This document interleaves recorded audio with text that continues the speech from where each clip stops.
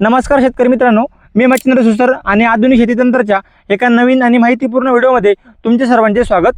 शेतकरी मित्रांनो, कमी खर्चामध्ये कमी पाण्यामध्ये आणि लवकर उत्पन्न देणारे पीक जर तुम्ही शोधत असाल तर या ठिकाणी तुम्ही राजमा जे काही घेवडा वेलवर्गीय पीक आहे याकडे तुम्ही बघू शकता। आता इथे बघू शकता हे काही जो काही घेवडा राजमा जे पीक आहे याची लागवड झालेली आहे आणि सर्वात महत्त्वाचं म्हणजे हे कमी पाण्यामध्ये आणि कमी खर्चामध्ये येणारं पीक आहे। आणि जर विचार केला तर आपण याची लागवड जी काय आहे ती आपण जानेवारी फेब्रुवारीमध्ये आपण याची लागवड करू शकतो। आणि जर तुमच्याकडे पाणी कमी असेल तर त्या पद्धतीने तुम्ही जर चांगलं नियोजन केलं आणि चांगलं खत व्यवस्थापन केलं तर तुम्हाला नक्कीच त्याचं चांगलं उत्पन्न या ठिकाणी मिळू शकतं। यामध्ये आपल्याला तीन पद्धतीने फायदा होऊ शकतो। जर बघितलं तर याचं जे उत्पन्न आहे ते लवकर यायला सुरू होतं, म्हणजे कमी कालावधीमध्ये आपले उत्पन्न या ठिकाणी सुरू होणार आहे। त्याचबरोबर याची ज्यावेळेस आपण विक्री करणार आहे तर याची विक्री करत असताना आपल्याला आपण दोन पद्धतीने करू शकतो। त्यामध्ये सर्वात पहिलं म्हणजे आपण जर याच्या ज्या काही शेंगा आहे तर या आपण शेंगा डायरेक्ट विकू शकतो, किंवा यानंतर त्याचे जे दाणे आहे ते बियाणे आपण वाळवून नंतर सुद्धा ते सुद्धा विकू शकतो।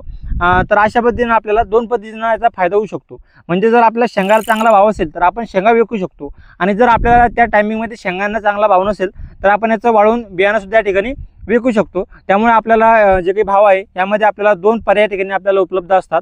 आणि त्याचबरोबर जर बघितलं तर शेंगा विकल्यानंतर याचा जो काही पानं आहे त्याचा आपण जनावरांसाठी चारा सुद्धा याचा वापर करू शकतो। अशा पद्धतीनं तीन फायदे आपल्याला बघायला मिळतात। आणि जे काही खत व्यवस्थापन आहे ते सुद्धा याला जास्त लागत नाही। 2 ते 3 डोस जर आपण दिली आणि हलक्या 2 ते 3 फवारणी घेतल्या तर आपलं जे काही घेवडा पीक आहे ते खूप चांगल्या पद्धतीने आपल्या ठिकाणी उत्पन्न देणार आहे।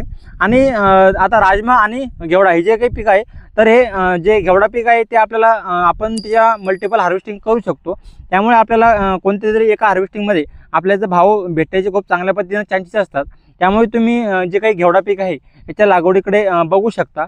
कारण भरपूर शेतकरी असे आहे आता महाराष्ट्रामध्ये, तर मराठवाड्याचा भाग जर विचार केला तर म्हणजे पाण्याचे जे आहे ते कमी पाणी असतं, त्यामुळे आपल्याला नेहमी आपण कमी पाण्यामध्ये येणारे पिकं शोधत असतो। त्यामुळे आपण हे पीक आपल्यासाठी एक चांगला उत्तम पर्याय असू शकतं।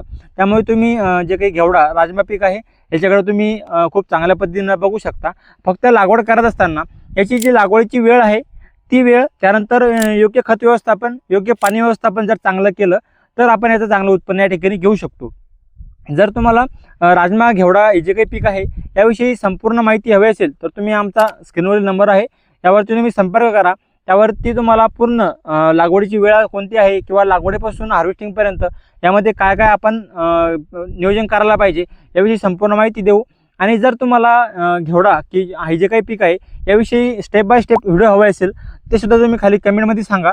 त्यानुसार आपण तुम्हाला लागवडीची वेळ कोणती आहे, त्यानंतर बियाणं कसं निवडायला पाहिजे, किंवा त्यामध्ये आपण कोणते खत द्यायला पाहिजे, कोणती फवारणी घ्यायला पाहिजे याविषयी संपूर्ण माहिती आपल्या चॅनलवरती घेऊन येऊ। फक्त तुम्ही कमेंटमध्ये सांगा की आपण हे पीक लागवड करतोय, तर तुम्ही आम्हाला संपूर्ण माहिती द्या।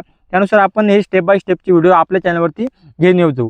आणि याचबरोबर आपण आपल्या चॅनलवरती कलिंगड पिकाविषयी, कांदा पिकाविषयी सुद्धा माहिती देत असतो, तर ते सुद्धा तुम्ही व्हिडिओ आपल्या चॅनलवरती जाऊन बघू शकता। तर अशा पद्धतीनं आजचा हा व्हिडिओ जो आहे तो घेवडा पिकाविषयी होता। तर तुम्हाला हा व्हिडिओ कसा वाटला ते कमेंटमध्ये सांगा, आणि अशाच नवनवीन व्हिडिओसाठी चॅनलला सबस्क्राईब करायला अजिबात विसरू नका। चला भेटूया एका नवीन आणि माहितीपूर्ण व्हिडिओमध्ये, तोपर्यंत धन्यवाद।